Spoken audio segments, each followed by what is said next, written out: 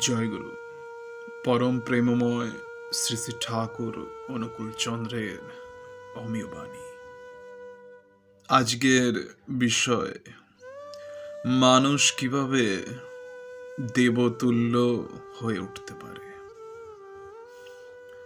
ঠাকুর বলছেন, এই ভারতবর্ষ হলো দেবভূমি।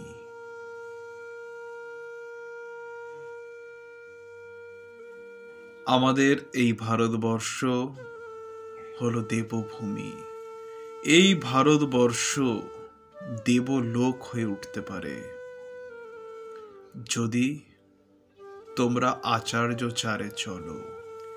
এই ভারতবর্ষ দেবলোক হয়ে উঠতে পারে যদি তোমরা আচার্যচারে চলো।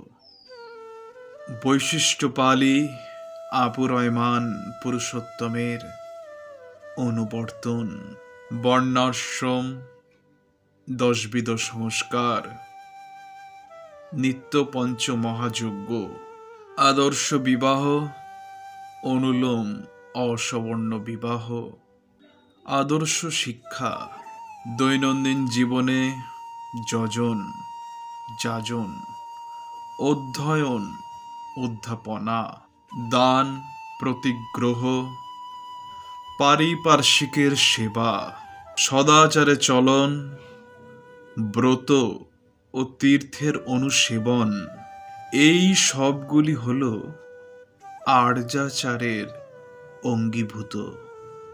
এই সবগুলির অনুসেবনে মানুষ ধীরে ধীরে বংশ পরম্পরায় দেবতুল্য হয়ে ওঠে।